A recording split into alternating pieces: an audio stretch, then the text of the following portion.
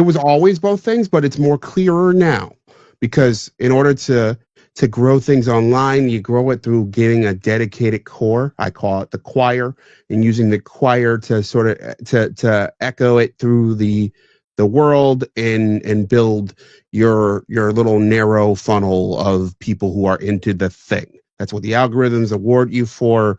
That's how you grow audiences. That's why you or I going on another, adjacent or slightly bigger YouTuber's channel, which is totally open to doing, is how you grow. It's one of the biggest things that comes with growing. You were worried about your place in the Fearless community. And that's what makes me feel like from your explanation, what made you feel gross. But in your explanation, you forgot the other half, which is essentially you are consuming a piece of media. So whether you agree with that media doesn't matter. And in fact, we look through the history of cable news is the perfect example of this, because and talk radio is the perfect example of this. There were surveys back in the day of Bill O'Reilly's old show where I think it was about a third of the audience hate watched it. I'm assuming, and I don't know this for Rachel Maddow, but I would assume it's similar. Tucker Carlson, these larger platforms, many of them, people consume it not because they love it. Yes, they're maybe interested in a topic, but they hate watch it. Is that the entire audience? No. I do think it's a significant chunk of every audience. They're interested tangentially into the thing. Maybe they like the presentation. Maybe they just want to pass the time. Maybe they enjoy being angry. Well, here's the other thing. There's tons of people. I don't even have to see the analytics, and I think you'll be with me on this. A huge percentage of Fearless or any platform's audience does not align with all of the. This is this is in line with what you're saying, but I think they're not necessarily hate watching, but even the fans who love Fearless, they're not all checking the same boxes in their life of like, oh, I have a biblical worldview, God, family, football, all those things. They like a certain aspect and they can relate to that platform on a certain level, but they're not like, they couldn't be card carrying members the way I was envisioning, my hang up was with that, right? I just felt like I was looking for love in the wrong places, kind of a thing. And I've gotten that feeling the only 2 times I've tried this. I don't like that it's like, oh, wait, am I trying to be liked here by strangers? And something feels off about that. But I think you're absolutely right that, because I even see it on comments, like live YouTube streams where people are commenting in text commenting. These people are not totally on board with the host. They like the host, but they're not like, I have to pass some sort of ideological litmus test to listen to you, right? So that's what you're saying. They're fine with it being content, and they're fine participating as a heckler or whatever, throwing their 2 cents in and being part of the content. And most as a passive listener, because most people don't, most of the people who've watched us, and we've had, people cycle in and out, they're not going to respond whatsoever. It's fascinating. Probably according to analytics, the most listened to thing I've done back at USA Today reached 100,000 people. Right. I think, and that's without the print, the transcript side where it was several million who read the transcripts and stuff. I heard from 8 Mm. All right. And it's not that they necessarily didn't care. Some, I'm sure, did. But most people aren't going to take the time to respond.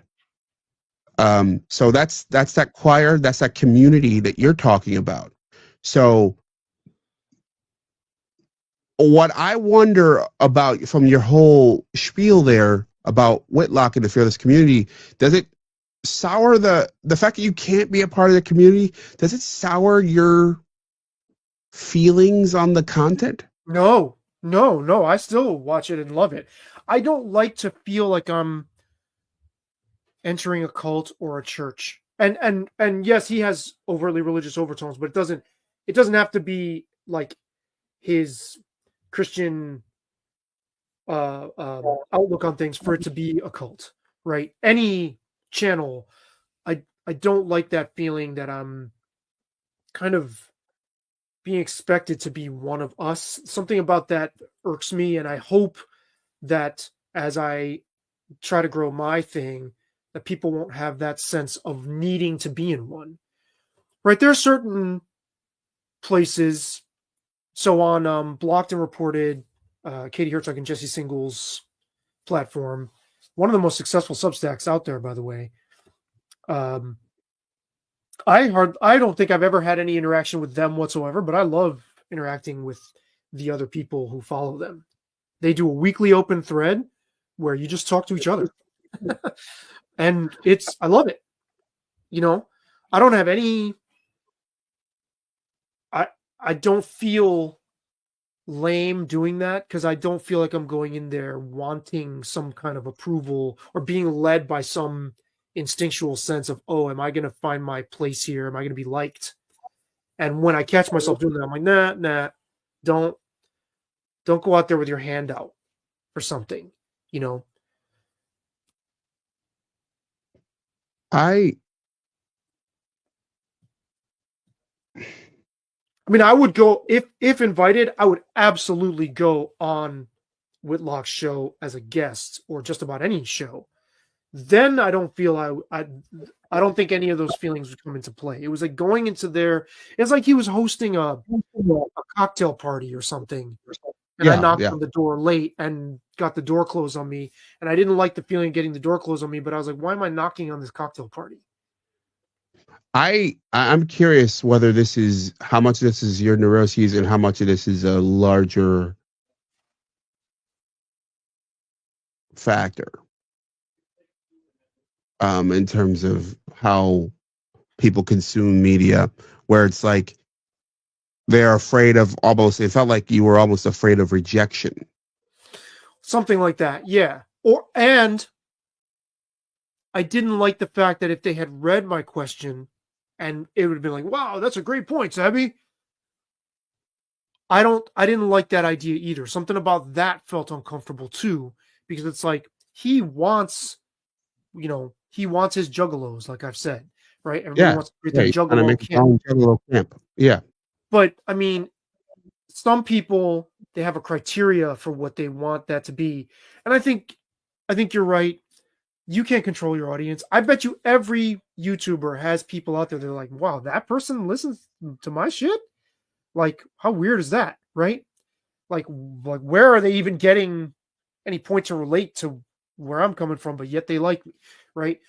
Um, I don't want to feel I'm very averse to like a group belonging.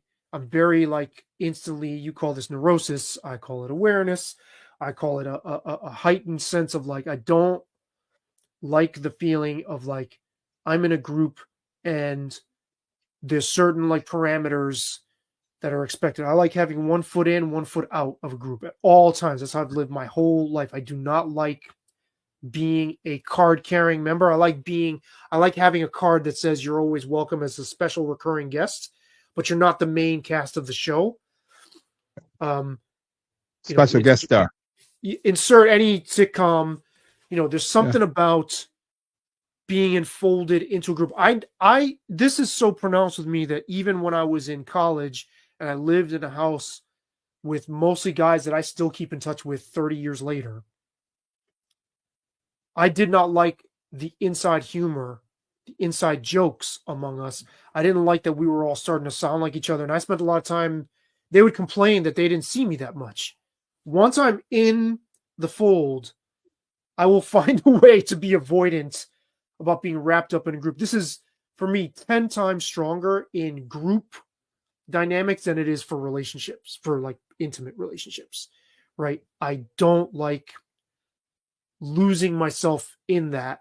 And maybe because I'm afraid that I would make sacrifices or something.